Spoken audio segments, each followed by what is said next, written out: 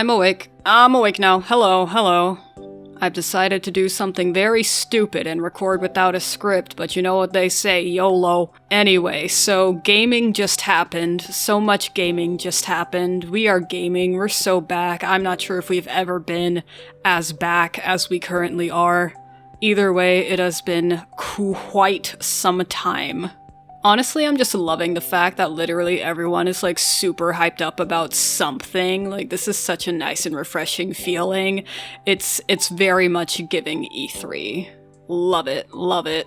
We had the State of Play, we had the Summer Games Fest, we had the Xbox Showcase, we had the Nintendo Direct with the steel chair, and then we had all of the smaller showcase, the Mixed Summer Showcase, women-led games, and the Latin American Game Showcase, Black Voices in Gaming, Story Rich Showcase, Wholesome Direct, Green Games, etc., etc. I just watched the Indie Quest Showcase for the first time last week, which prior to that I didn't even know existed, but yeah, my backlog grew by like 30% at least, so wonderful, wonderful.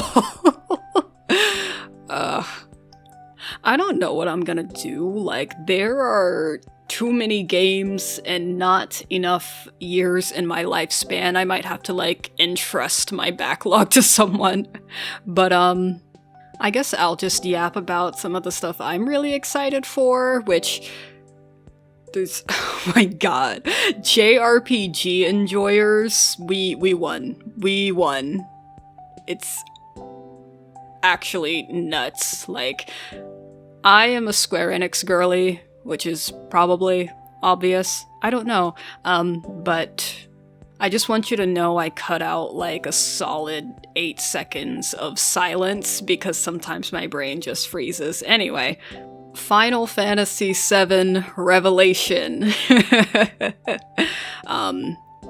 I don't think there's a JRPG enjoyer who isn't in some degree hyped for this. Or maybe there is. Maybe they're sick of 7. I understand. Like, reasonable. We've had a lot of 7 in recent years. Recent being relative, I suppose. Recent in gaming years, for sure. But I'm really surprised with how much they showed us. And I think, like, honestly, Square's just really on the ball this time around. They gave us a hefty look at the game. Looks beautiful. Combat looks great. They've iterated on it again. They confirmed Queen's Blood is back, which is the most important thing, obviously. They gave us a release window. Like, things are looking great. Things are looking great. And additionally, of course, that damn direct. I don't think... Before I even get to Kingdom Hearts 4, like, I'm sitting there, barbecue sauce on my titties. That's a reference if... Anyway, so I'm sitting there, I very much do not have any barbecue sauce. Actually, I think was I at work for this? I think I was at work for most of this. But, I'm kind of watching along, and I'm doing my job, and I see kind of out of the corner of my eye, like, oh, this is a nice drawing. This looks very almost familiar. I like the style of it. I see pixel art, and then I see black mages, and I'm like, hold on, and I kind of, like, recognize this tune going on in the background, but I kind of, like, I'm focused on work. I'm like, oh, okay, I'll take a look at this in a second. But I glance back, and I see Rain and Laswell about to clash swords. And so I'm assisting a client at work, and internally I'm just like, there's no fucking way. Final Fantasy Brave Exvius back from the dead, and I could not be happier about this. Not necessarily because we're getting, yay, a turn-based Final Fantasy.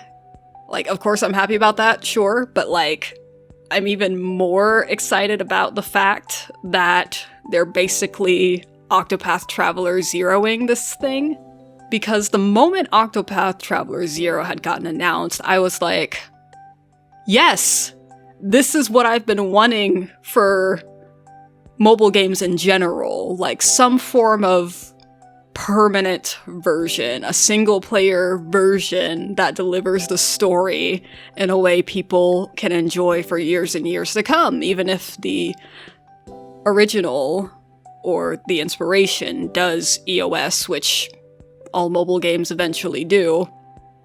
And so I was just thinking how, like, oh my god, I would love this for Final Fantasy Brave Exvius, I would love this for Mobius Final Fantasy, and fun thing is, probably a week or two before this direct, I had a dream. I think I was, like, facing some form of, like, existential dread with other people, with, like, some amazing digital circus elements mixed in there.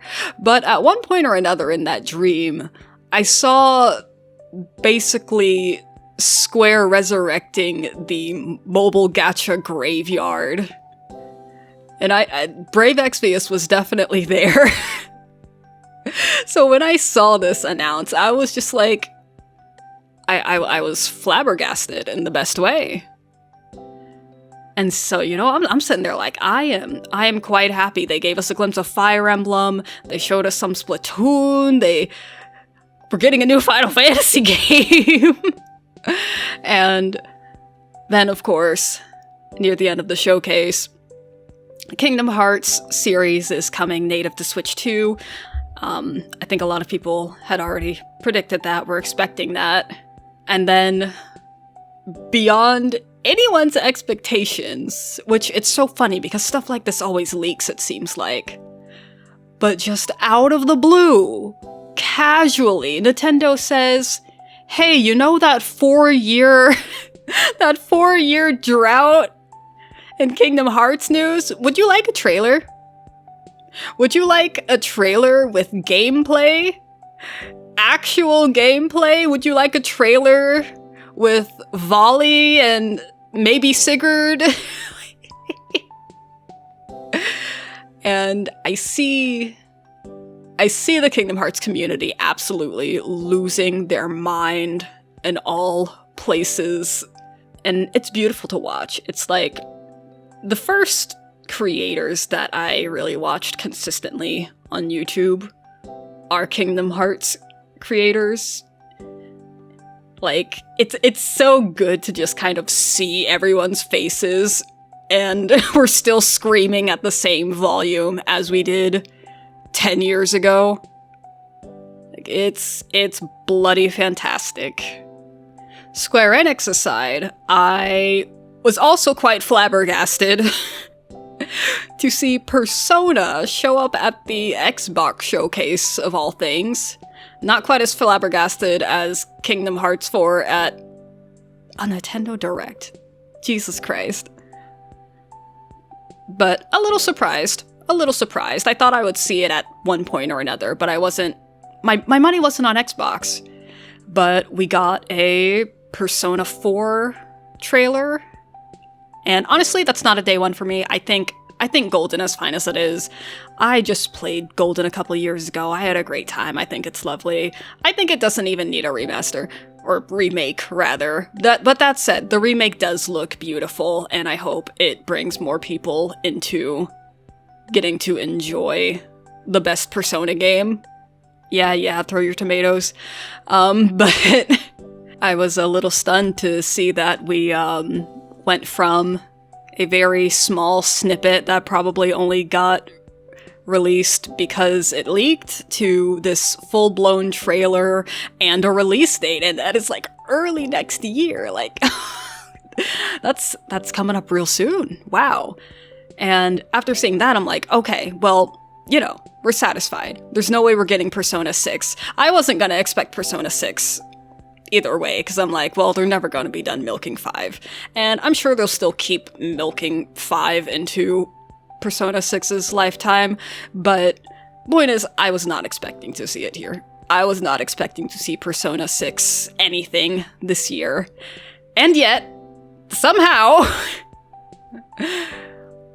Atlas logo, I raised my eyebrow, I'm like, no, it's gonna be something, but not Persona. No, we got our Persona fill.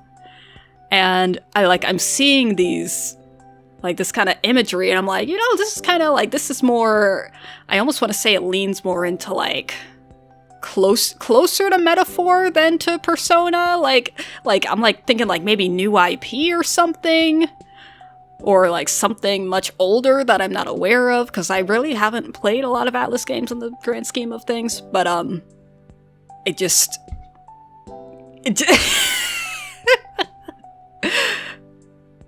P6. And I am like, blink, blink. And the trailer just reveals the word Persona 6, just in case you are confused. I'm like, well, alrighty then. So, that's exciting. We probably won't see anything else for quite a while, but I am happy that Atlus has acknowledged that it is time. Very happy indeed. And honestly, just beyond all the big boys, so to speak, I was a bit surprised at how many games I ended up wishlisting, either with the intent of getting them, or the intent of just coming back to really see what they're about and trying out their demos and stuff. Just to scratch the surface, Roller Girl, that was already on my radar because it just looks like a vibe. I saw the trailer for My Familiar and I was like, there are pixel graphics and they're rapping. And now that I'm looking at the Steam page, part of the description literally says, fight, flee, and aggressively rap your way through a vibrant inner-city gauntlet chock full of dysfunctional demons and flashy over-the-top turn-based battles. I don't know, that sounds like a good time, so I definitely want to check it out. And there's a demo. Yippee. Just as an aside, I'm so glad that, in general, lately it feels like larger publishers are more keen to be doing demos, which they should. I don't think indie devs ever really, slowed down on that because they're based, but it's nice to see more demos across the board, because, that can make or break a sale for real. Also on my radar, Truck-kun is supporting me from another world, and legitimately, I just glanced up and saw that you can get rewarded in-game for crashing into shit, and I'm like, sold. 10 out of 10, no notes. There's Bulbo's belief system, where the player character can only understand a set number of concepts at a time, so if you make him forget that gravity exists, he can just defy gravity, and, that is a very fun concept to me. So I definitely want to give the demo of this a shot as well. Am I Nima? Psychological horror. I don't even really like horror, I'm a scaredy cat, but I consider most games where you play as a teenage girl to automatically be psychological horror anyway. But yeah, basically you have to, as the player, you have to convince your mother that you're actually her daughter. But are you? Building relationships, the game with romanceable buildings, and it does have the LGBTQ plus tag, so I assume the buildings can be gay. And literally just today I learned about Rain 98, which it has Serial Experiments Lane written all over it, so I'm here for it.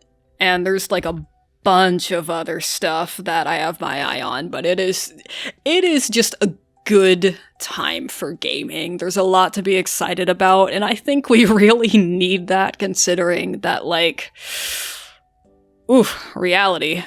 But we have things like this to keep us going, things to be excited about, things to keep living for in some cases. And I'm just really, really glad to see that creators be creating. All of this to say, my backlog is so cooked. I'm so cooked. I'm never gonna finish this shit, bro. That is about all I have to yap about for now, but I hope you have all had a very merry E3 season. Ciao.